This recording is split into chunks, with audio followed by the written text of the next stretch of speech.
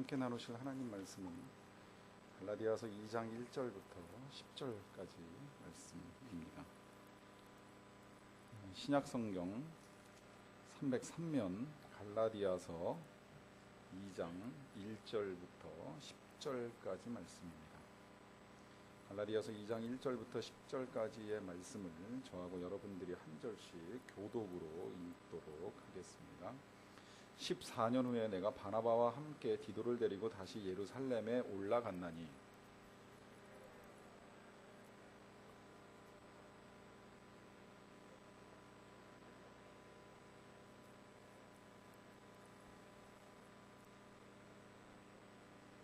그러나 나와 함께 있는 헬라인 디도까지도 억지로 할례를 받게 하지 아니하였으니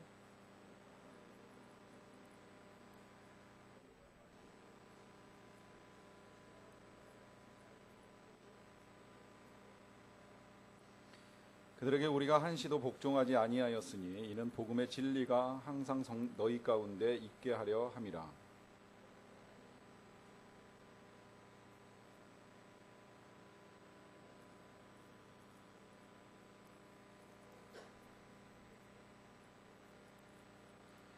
도리어 그들은 내가 무할례자에게 복음 전함을 맡은 것이 베드로가 할례자에게 맡음과 같은 것을 보았고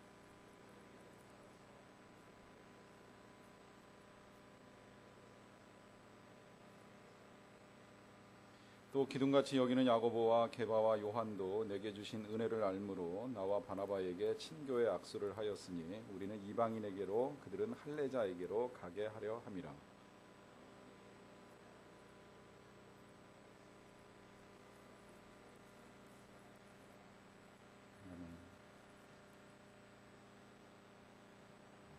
제가 알기로는 지금 조금 전에 일본에서 한일 축구가 시작된 것으로 알고 있습니다.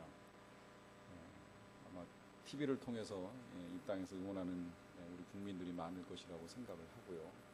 아마 일본에서도 또 우리 교포들이 갈 수 있는 분들은 그 현장에 가서 응원을 하리라고 생각을 합니다. 응원을 하는 것이 선수들에게 얼만큼의 영향을 미치는지를 우리가 정확히 알 수는 없습니다. 그러나 분명한 건 우리의 인생이 응원이 필요하다라고 하는 것입니다. 물론 혼자서도 잘 하시는 분들이 계시고 또 혼자서 해야 되는 것이 당연합니다. 아무리 선수들이 이 관객들의 응원이 크고 적건 관계없이 선수들의 실력이 그에 미치지 못하면 그 경기에서 승리할 수 없습니다. 그러나 그럼에도 불구하고 그 선수들에게 응원의 힘을 모아줌으로 말미암아 그가 해야 될 일들을 더 잘할 수 있도록 도와주는 일들을 하게 됩니다. 맥스 루케이드 목사님이 한 번은 이제 설교를 하러 먼 지방에 갔다가 시간이 났을 때 그 지방에서 열리는 야구 시합을 보러 갈 기회가 열리게 됐어요. 그래서 그 야구 시합을 보러 가셨는데 때마침 본인이 좋아하는 팀과 그 지역의 이제 팀하고의 시합이 있어서 그 야구를 보러 가겠다고 생각을 하고 이제 막상 가서 보려고 이 야구장 안에 들어가 보니까 이게 이제 그 목사님이 좋아하시는 팀이 말하자면 원정 경기가 되는 것이고 이제 그 지역 사람들의 홈 경기가 되다 보니까 그 운동장에 이렇게 관객들의 대부분이 다 그 지역 사람들이라는 거예요. 그래서 다른 지역에서 온 이 목사님이 자기가 좋아하는 팀을 응원하려고 해도 응원을 잘못하면 정말 문매를 맞을 것 같은 그런 분위기여가지고 하고 싶은 응원도 하지 못하고 이제 좀 답답해하고 있었다고 합니다. 그런데 현장에서 스포츠 중계를 보신 분들은 아시겠지만 우리가 TV로 보는 거하고 현장의 열기는 완전히 다릅니다. 그래서 참고 있을래야 참을 수가 없습니다. 사실은 또 소리를 지르고 싶은 마음에 현장을 찾는 사람들도 많습니다. 평소에는 우리가 공동생활을 하다 보니까 뭐 다른 사람들하고 같이 직장에서 혹은 아파트 같은 곳에서 소리를 잘못 지르면 민원이 금방 제기가 되기 때문에 소리를 지르기가 힘이 드는데 야구장이나 농구장 같은 곳에 가면 얼마든지 소리를 지를 수 있고 그 일을 통해서 스트레스를 푸는 일들을 할 수가 있습니다. 그래서 소리를 지르고 싶은 마음에도 아마 가셨으리라고 생각을 하는데 막상 현장의 분위기가 워낙에 좋아하지 않는 팀의 사람들에 휩싸여 있다 보니까 쉽게 소리를 지를 수 없었다는 거예요. 그래서 주저하면서 좀 답답해하고 있었는데 어느 순간 갑자기 한 눈에 보일 만큼 떨어진 거리에서 한 꼬마 아이가 이 목사님이 응원하는 팀을 응원을 하면서 소리를 지르더라는 거예요. 그러면서 응원을 하기 시작을 하니까 이 목사님도 이제 용기를 내 가지고 그때부터 같이 소리를 지르면서 자기가 좋아하는 팀을 응원하게 됐다는 말씀을 하시더라고요. 그러면서 이 먼발치에 떨어져 있는 소년하고 함께 목소리를 맞추지는 못했지만 자기가 좋아하는 팀의 소리를 지르면서 서로 눈빛이 통하게 되고, 그러고 나서 눈빛이 통하게 되니까 그 다음에는 그 꼬마 아이한테 엄지손가락을 치켜들면서 너나 나나 한 편이 아니냐라고 하는 사인을 서로 주고받았다고 이야기를 합니다. 그러면서 그 시합을 보는 것이 훨씬 더 즐거워졌다는 거예요. 여러분, 사람은 응원을 필요로 합니다. 저는 그런 기억 가지고 있어요. 제가 2002년 월드컵에 대전에서 있었던 그 이태리와 우리나라와의 그 축구 경기를 보러 내려갔다 온 일이 있었는데, 그 경기를 보러 갔을 때 분위기가 이제 마치 그 루케이도 목사님이 경험하셨던 것하고 많이 유사했습니다. 거의 모든 관객이 다 빨간색 그 유니폼 아시죠? 비더레드라고 써 있는 그 티셔츠를 입고서 이 경기장이 떠나가라고 함성을 지르면서 응원을 하고 있는데, 실제 제가 앉아 있었던 곳에서 얼마 떨어지지 아니한 곳에 파란색 그 이태리 선수들의 이 유니폼 색깔의 옷을 입은 사람들 한 5, 60명, 그야말로 이태리 사람들인 것 같아요. 이태리 사람들 중에도 축구의 광팬이고 그 자기네 나라의 시합을 응원하기 위해서 어디서 모였는지 모르겠지만 그 대전까지 와가지고 응원을 하는 사람들이 한 5, 60명 정도가 모여 있었습니다. 그런데 이 사람들의 목소리가요 절대 작지 않습니다. 오히려 더 크게 소리를 지릅니다. 아마 우리나라, 제가 알기로는 우리나라 TV에 그들이 응원하는 것이 뭐 몇 번이나 잡혔는지는 모르겠지만, 현장에서 그들의 모습을 지켜본 저로서는 정말 열광적으로 응원을 한다 싶을 정도로 큰 목소리를 내면서 응원을 합니다. 이유가 무엇일까요? 지금 경기장 안에서 뛰고 있는 내 나라 사람들이, 내 나라 선수들이 기죽지 않고 뛰라고 들릴지 안 들릴지도 모르지만 응원을 하는 것입니다. 힘을 내라는 거예요. 열심히 뛰라고 하는 소리를 질러줍니다. 왜냐하면 사람은 응원을 먹고 살게 되어 있습니다. 응원이 살아가는데 큰 힘이 됩니다. 하나님이 이걸 모르실까요? 하나님이 이걸 알고 계시는 분이십니다. 하나님은요 삼위일체인데요, 이 삼위일체 하나님이 서로가 서로를 응원합니다. 특히 예수님의 사역을 하시는 걸 이렇게 지켜보면 그 예수님의 사역 가운데 하나님과 성령님의 응원 소리를 우리가 볼 수 있습니다. 예를 들면 예수님이 사역을 시작하기 위해서 물에서 요한에게 세례를 받고 올라오실 때 하나님이 응원을 하시잖아요. 넌 내 사랑하는 아들이다. 넌 내 기뻐하는 자라. 이제부터 사역을 시작하게 될 때 내가 너와 함께 있다라고 하는 사실을 하나님이 응원해 주시는 거예요. 그리고 보이진 않지만 또 제대로 우리가 들을 수는 없었지만 예수님의 사역 중간에 계속해서 예수님은 성령의 음성을 듣습니다. 성령의 응원 소리를 듣습니다. 때로는 사람들에게 비난을 받을 때 성령이 아마 참으라고 예수님을 응원했을 것입니다. 이 예수님이 사람들로부터 고난을 당할 때 성령께서 이 고난을 통과하면 영광이 있을 거라고 분명히 응원을 해주셨을 것이라고 생각을 합니다.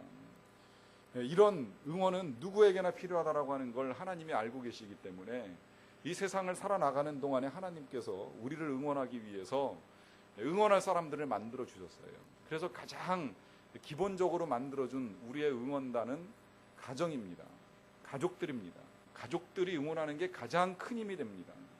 세상에 나가서 학생이 시험 보고 형편없는 성적을 받아왔을 때, 또 직장 생활을 하는 사람이 상사로부터 듣기 싫은 소리를 들었을 때, 혹은 하던 일들이 잘 풀리지 않고 막혀서 답답할 때 가족 중에 누군가가 그래도 괜찮다고 힘을 내라고 용기를 가지라고 한마디만 응원을 해주면 우리는 힘을 얻습니다.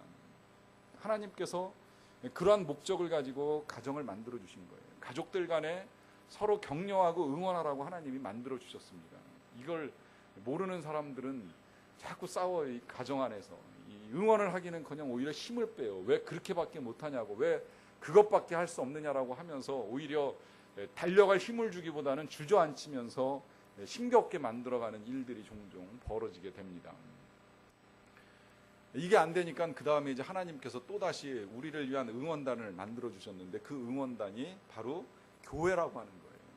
교회는 원래 우리가 응원을 받기 위해서 만들어진 하나님께서 만드신 공동체입니다.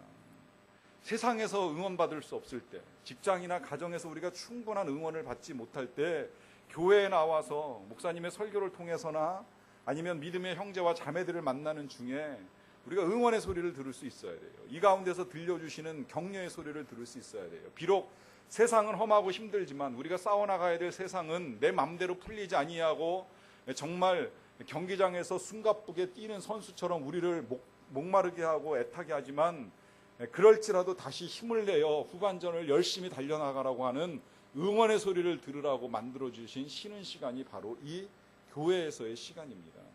안타깝게도 교회도 때로는 우리 사람들을 격려해 주기보다는 사람들의 힘을 빼놓는 때가 있어요. 오히려 교회의 위로를 받기 위하여 나왔는데 응원을 듣기는커녕 교회에서 때로는 책망을 듣는 일들이 있습니다.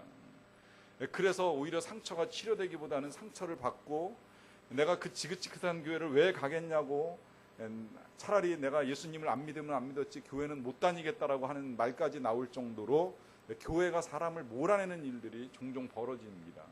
이게 지금 하나님 안에서 우리가 어떻게 교제해야 되는지를 제대로 알고 있지 못하기 때문에 나타나는 현상이에요.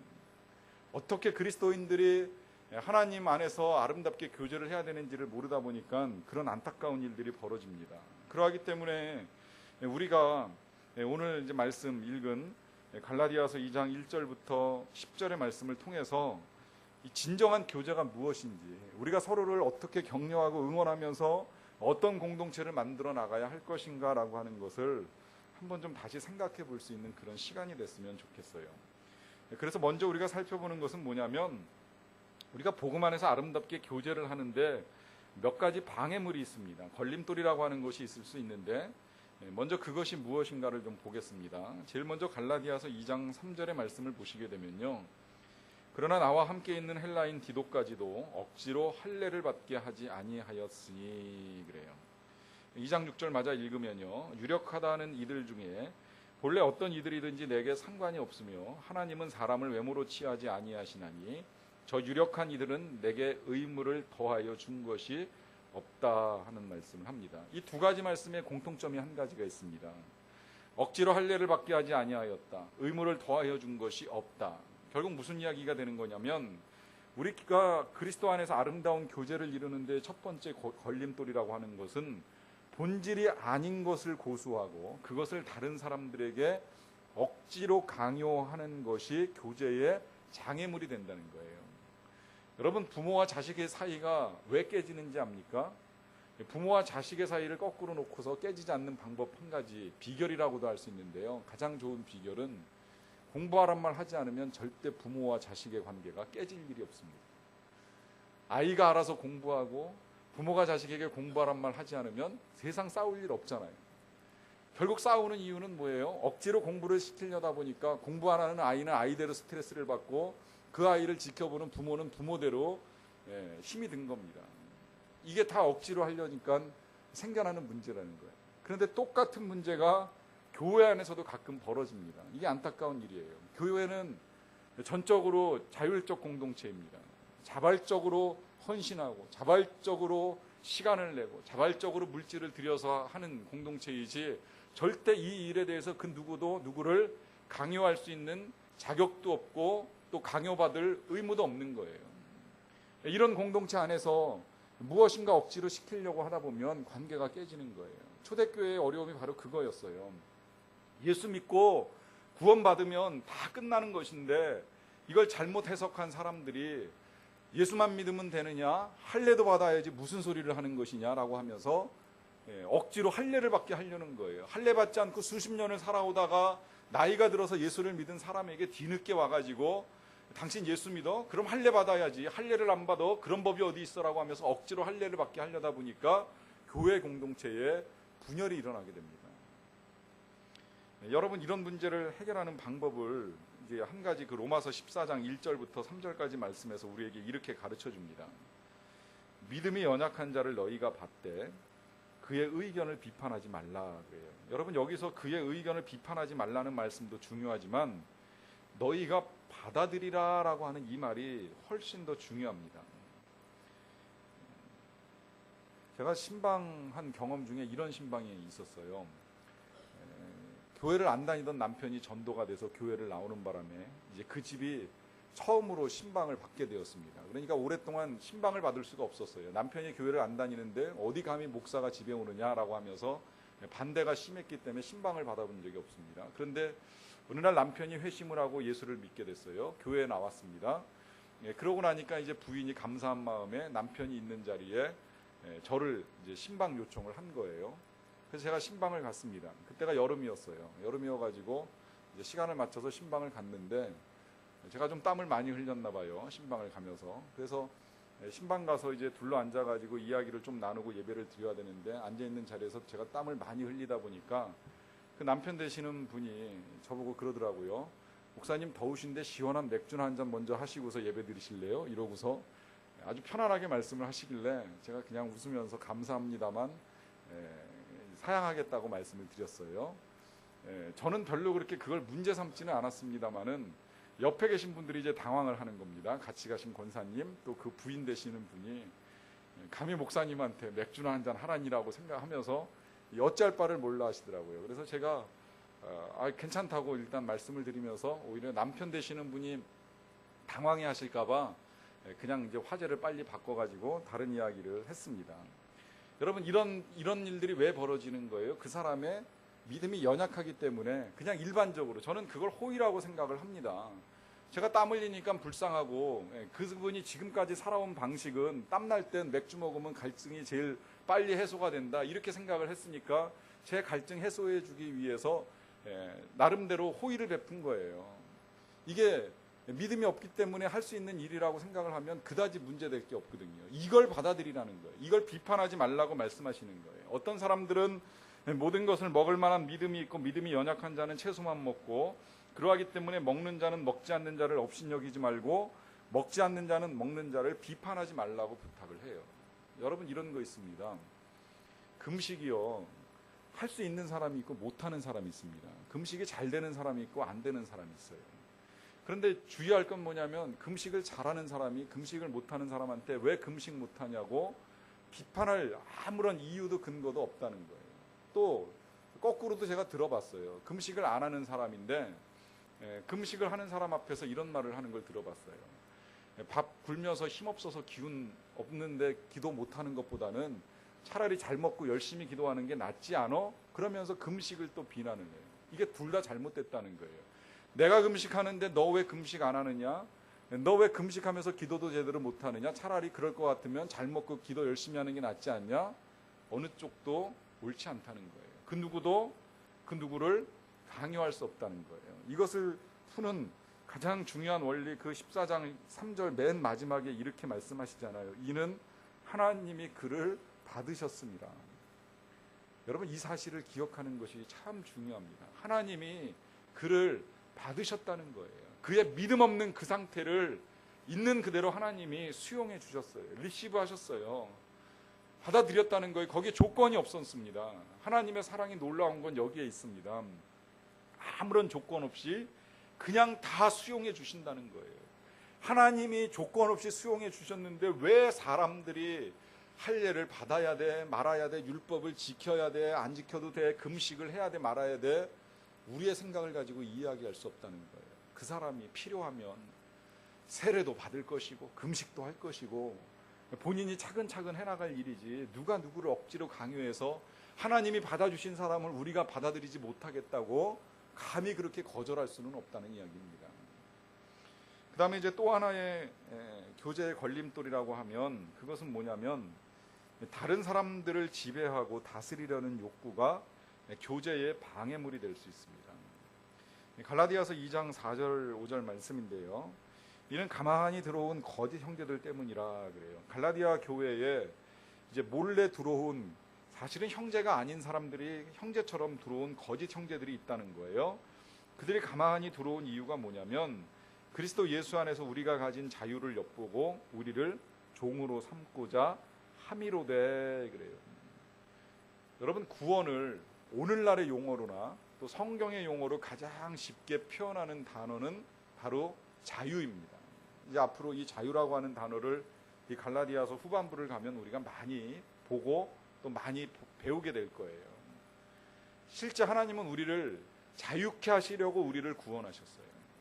우리를 자유하게 하시려고 하나님께서 예수 그리스도를 십자가에 못 박으시면서까지 우리를 용서하셨어요. 그래서 우리가 자유케 된 영역이 생각보다 많습니다. 여러분, 우리는 죄로부터 자유하죠. 하나님의 진노 자유합니다. 우리가 벌 받고 살아가는 인생이 아니라는 거예요. 우린 죽음으로부터도 자유합니다. 언제 죽어도 천국에서 눈 뜰 것을 확신하고 살아가는 사람들입니다. 우린 저주로부터도 자유예요. 우린 저주받는 인생이 아니라 축복받는 인생입니다. 하나님의 은총 가운데 거할 인생들이에요. 이런 자유들이 우리에게 주어져 있어요. 그래서 우리는 운명에 의하여 지배받지도 않고, 그래서 앞일을 알아보기 위해서 점쟁이를 찾아가는 일도 없어요. 왜? 자유예요. 내일 일을 몰라도 아무런 염려가 되지 않아요. 하나님이 내 인생을 책임지시고 나를 선하게 이끌어 가실 것을 알고 있기 때문에, 그런 것 때문에 얽매여 가지고 우리가 부자유한 인생을 살아가는 사람들이 절대 아닙니다. 우린 자유한 존재입니다. 이 자유한 인생인데, 이 자유한 인생을 얽어매고 있는 일들이 들어온다는 거예요. 교회에서 지배하려고 한다고. 여기 지금 우리가 가진 자유를 엿보고 우리를 종으로 삼고자 함이로다 그래요. 이게 무슨 말이냐면, 유대인들이 개종을 해가지고 예수님을 믿었는데 이해할 수 없는 일들이 생겨난 거예요. 어떤 일들이 생겨난 거냐면, 자기네들은 지금까지 예수님을 만나기 전까지 수십 년, 또 역사적으로는 수천 년 동안 계속해서 율법을 지켜왔습니다. 율법을 지켜야지 축복을 받고, 율법을 안 지키면 저주를 받는다, 이러고 살아온 거예요. 그런데 어느 날 예수님이 이제 우리의 모든 구원을 다 이루시고 우리에게 자유를 주셨어요. 그리고 사도 바울이 그 자유를 선포합니다. 우린 자유한 존재입니다. 예수님께서 우리의 모든 것을 다 용서하셨기 때문에 우리는 이제 더 이상 율법에 얽매여서 살아갈 필요가 없습니다. 우린 죄로부터, 사망으로부터 자유한 존재입니다라고 선포를 하기 시작을 했어요. 유대인들 중에 개종한 사람들이 예수를 믿기는 믿었는데 인정할 수 없는 한 가지 사실이 생긴 거예요. 뭐야? 그럼 우리가 지금까지 지켜왔던 이 율법이 잘못됐단 말이야? 율법이 헛것이란 말이야? 그럼 할례를 안 받아도 된단 말이야? 그런 법이 어디 있어? 말도 안 돼. 우린 지금 다 할례 받고 살아왔는데 왜 니들은 할례를 안 받는단 말이야? 할례 받아야지, 이러면서 다시 짐을 지어주는 거예요. 다시 부자유의 문제들을 생겨나게 하는 거예요. 다시 사람들을 괴롭히는 거예요.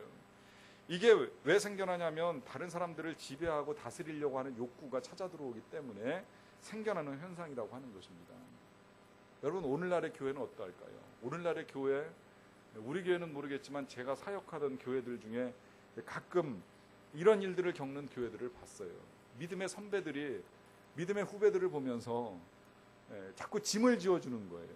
네가 교회 나온 지 얼마나 됐는데, 내가 어떻게 해서 이런 직분을 얻었는데, 이러면서 이제 막 초신자로 교회에 발을 디딛는 사람들한테 이런저런 짐들을 자꾸 얹어주는 거예요.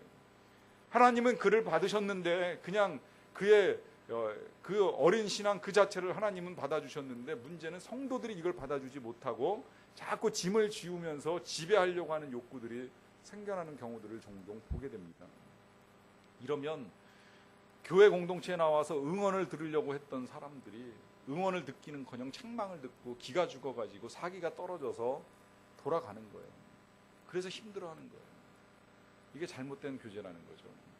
그러면 이제 어떻게 교제를 이루어 갈 것인가? 이제 첫 번째, 갈라디아서 2장 1절의 말씀을 먼저 읽어드리게 되면요, 14년 후에 내가 바나바와 함께 디도를 데리고 다시 예루살렘에 올라갔다라고 하는 표현을 하는데, 이 14년이라고 하는 건 아마 이제 사도 바울이 예수님을 만나고 회심한 그 시점을 기준으로 해서 한 14년 정도 된다고 볼 수 있습니다.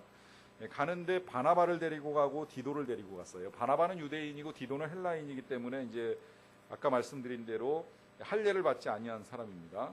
데리고 다시 올라갔다라고 하는 건 두 번째 올라가는 겁니다. 첫 번째 올라갈 때는 아라비아에 가서 3년을 머물고 난 다음에 올라갔었고, 그 다음에 이제 또 다시 예루살렘에 올라가는데, 예루살렘에 올라가는 이유 이제 뒤에 우리가 보겠지만, 자기가 가지고 있는 복음, 사도 바울의 이 복음을 이제 확실하게 이제 확인하기 위해서 올라가는 거예요. 적극적으로 교제의 자리에 나아간다고 볼 수 있습니다. 여러분, 그 복음 안에서 교제가 아름답게 이루어지기 위해서 제일 먼저 해야 될 일은 뭐냐면 적극적으로 나아가야 된다는 거예요. 능동적으로 나가야 된다는 거예요. 어떤 아이가 자다가 침대에서 떨어졌습니다. 쿵 소리가 나가지고 옆방에서 자고 있던 그 아이의 엄마가 놀래가지고 쫓아갔어요. 무슨 일이냐? 그랬더니 아이가 잠결에 침대에서 떨어져가지고 잠이 덜 깬 상태에서 이렇게 이야기를 했다고 합니다. 나도 무슨 일인지는 잘 모르겠어요, 엄마. 그냥 제가 너무 가장자리에서 잠을 잤던 것 같아요. 여러분, 가장자리에서 잠을 자면 침대에서 떨어질 확률이 높지요. 그렇죠? 침대는 복판에서 잠을 자야지 제일 안전합니다. 가장자리에서 자면 위험합니다. 신앙생활도 똑같다는 거예요. 신앙생활도 너무 가장자리에만 머물러 있으면 떨어질 확률이 큽니다. 실제로 유드고는 다락 창문에 걸터 앉아서 복음을 듣다가 창문에서 떨어져 죽게 됩니다. 이건 물리적으로 일어난 일이지만 영적으로도 지나치게 가장자리에서만 겉돌다 보면 어느 한순간에 별것도 아닌 일에 시험에 빠져가지고 떨어져 나가는 일들이 있을 수 있다는 거예요. 그래서 가능하면 적극적으로 능동적으로 들어와야 됩니다. 그런데 이제 오늘날 우리 사회 문화가 이 프라이버시를 존중하고 하다 보니까 서로 개입하는 걸 싫어해요. 아는 척 하는 것도 싫어하고 관심 갖는 것도 때로는 불편하는 일들이 생깁니다. 그래서 점점 이제 그냥 몰래 갔다 몰래 오는, 아니면 뭐 잠깐 갔다 그냥 나오는 이런 사람들의 숫자들이 점점 늘어나는데, 그러다 보니까 이제 우리 교회도 그렇고 제가 있었던 교회도 억지로 정말 사람들을 끌어다가 뭐 등록을 하세요, 교회 공동체에 참여하세요 하는 이런 말들을 누가 잘 해주질 않아요. 그러다 보니까 이제 들락날락 하는 분들이 좀 많아지시기는 하는데, 이게 뭐 나쁘다는 생각은 해본 적은 없어요. 저는 그렇게라도 교회를 올 수 있다면 제일 좋다고 생각을 하고요. 그러나 자칫하면 그렇게 가장자리에 머무는 것이 오히려 복음 안에서의 교제를 방해하고 영적인 성장을 어렵게 할 수도 있다라고 하는 것을 한 번쯤은 생각을 해보자 하는 말씀입니다. 그 다음에 이제 우리가 교제의 필요성이 두 번째로 필요한 것은 뭐냐면, 교제할 때에 우리가 신앙 안에서의 대화를 통해서 독선에 빠지는 것을 막을 수가 있습니다. 여기 이제 그 사도 바울이 예루살렘에 올라간 이유가 바로 여기에 있어요. 사도 바울은 예수님하고 이 12명의 제자들하고 똑같이 예수님을 쫓아다니면서 배우질 않았습니다. 그러나 나중에 그가 혼자 회심을 하고 나서 아라바 광야에 가가지고 3년을 머물면서 예수님과 직접 만났는지, 기도 가운데 교제를 했는지, 그 나름대로 이제 복음의 진리들을 충분히 배워가지고 그러고 나와가지고 이제 선교 활동을 시작을 했어요. 만약에 이게 누군가로부터 확실하게 검증이 되지 않았다면 사도 바울도 자칫 잘못하면 독선에 빠질 염려가 있습니다. 제가 그런 이야기를 자주 하는데, 세상 제일 무서운 사람이 책 한 권밖에 안 읽은 사람입니다. 오직 그거 하나 읽어가지고 그 이야기만 하고 그게 세상의 전부인 양 그것만 붙들고 살아가는 사람, 정말 답답하고 걱정될 때가 많아요.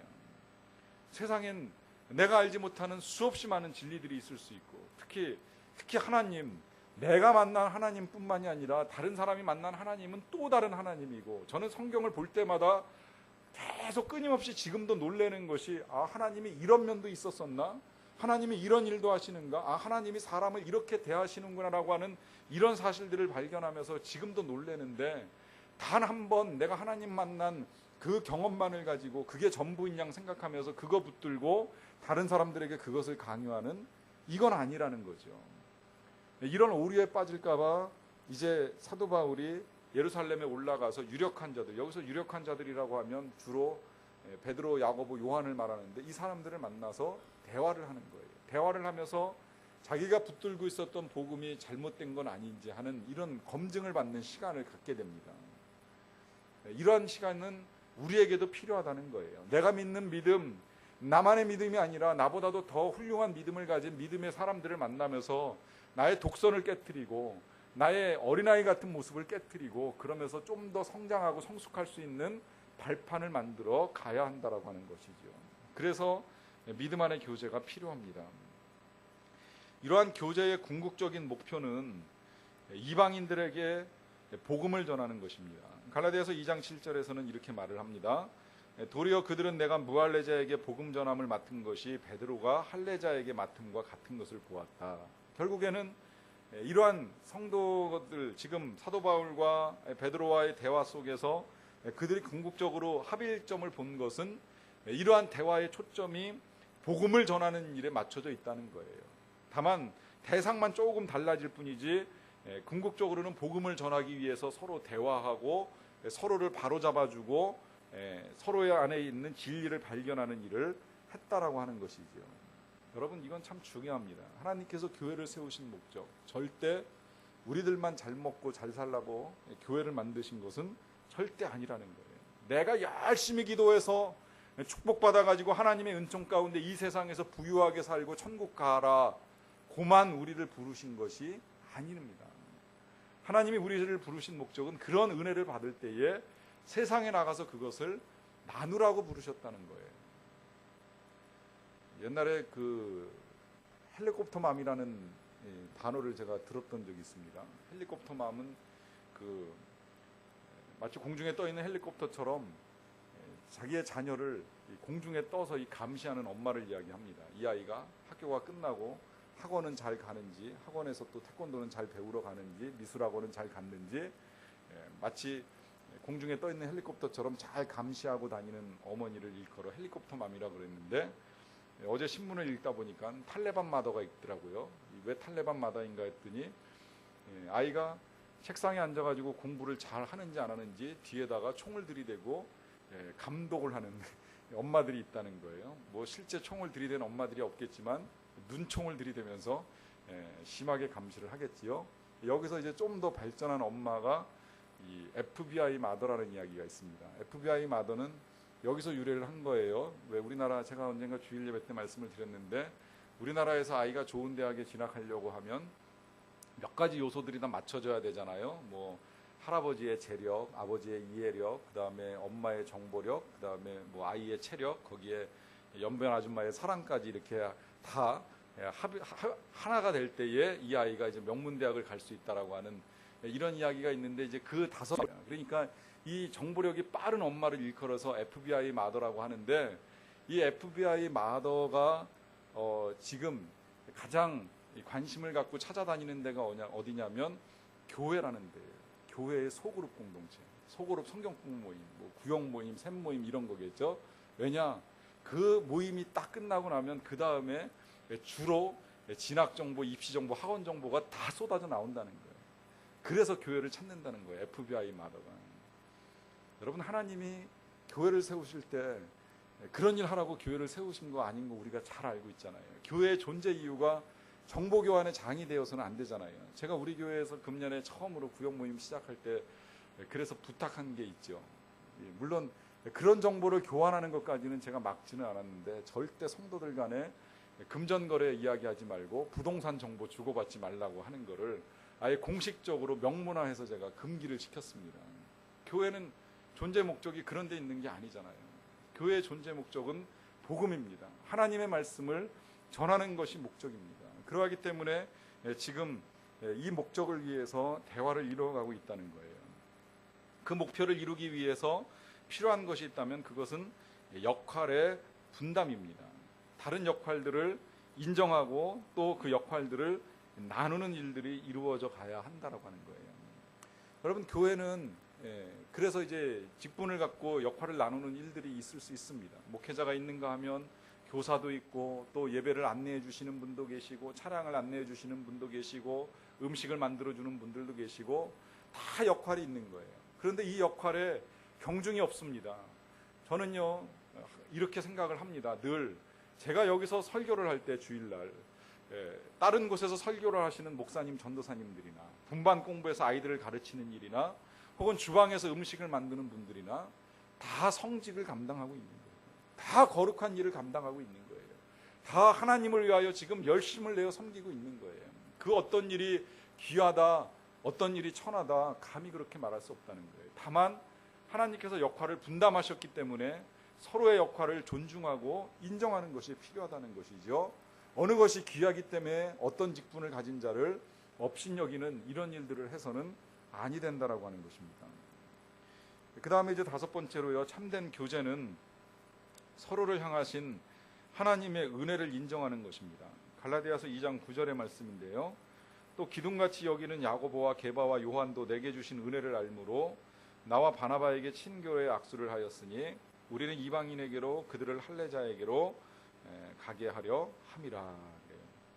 이 바나바와 야고보와 요한, 기둥같이 여기는 이 세 사람을 만나고 난 다음에 이제 바울은 자기가 가지고 있는 느낌을 이렇게 표현을 합니다. 그들이 하나님께서 내게 주신 은혜를 알고 있다. 그 은혜를 인정하고 있다는 거예요.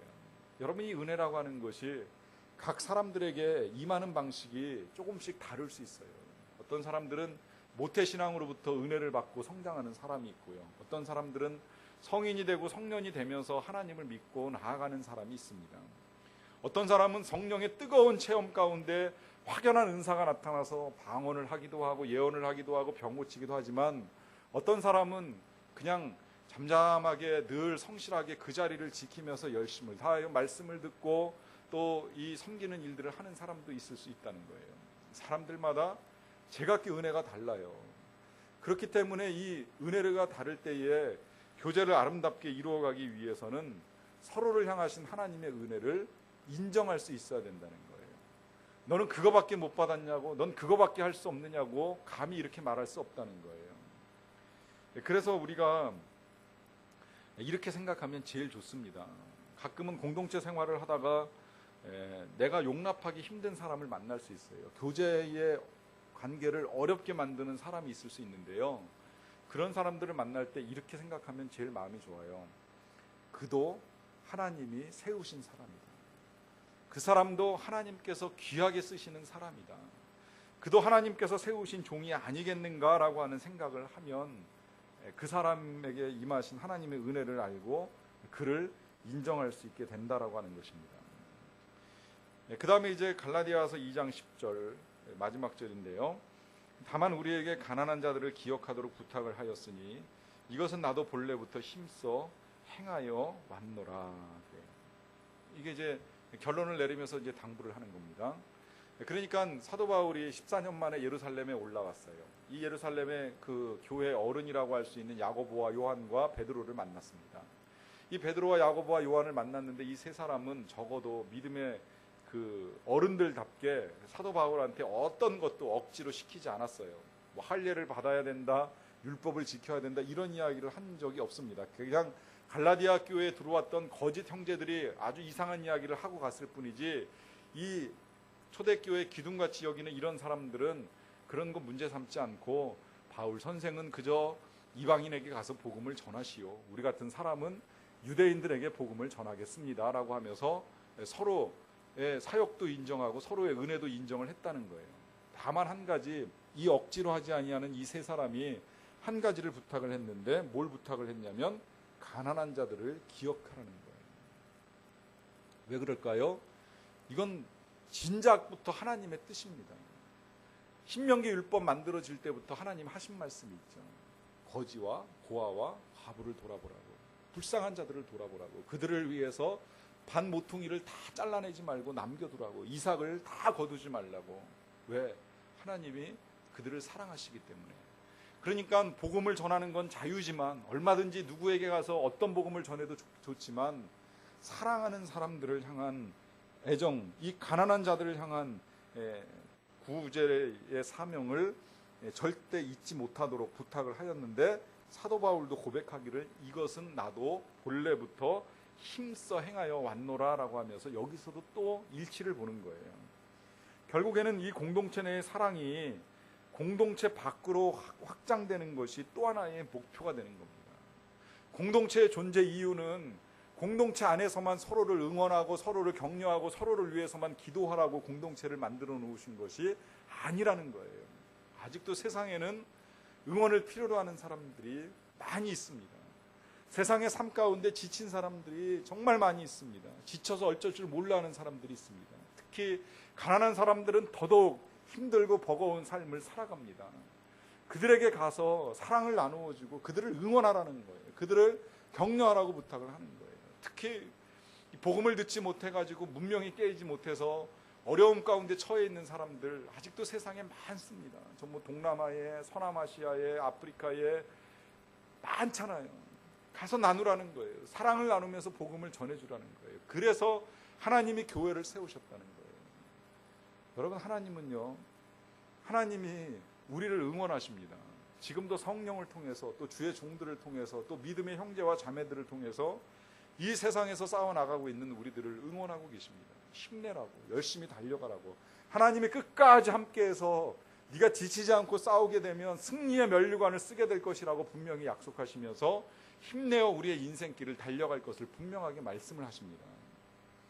그러나 그 음성을 듣는 우리들이 해야 될 일은 세상에서 우리가 열심히 싸울 뿐만 아니라 열심히 달려나갈 뿐만 아니라 그 싸우는 과정 중에 동료 선수들을 함께 응원하며 나아가야 되는 거예요. 나와 함께 뛰는 사람들, 내 가정에서 뛰는 사람, 내 직장에서 뛰는 사람, 내 교회에서 함께 믿음으로 만나는 사람, 더 나아가서는 세상에서 만나는 사람들을 뛰라고 하나님께서 우리를 축복의 공동체 가운데 불러주셨습니다. 오늘 그 은혜가 여러분들에게 임하고 있습니다. 세상에 나가서도 그 사랑과 복음을 전할 수 있는 저와 여러분들이 다 되시기를 간절히 축원합니다. 같이 찬양하고 기도하겠습니다.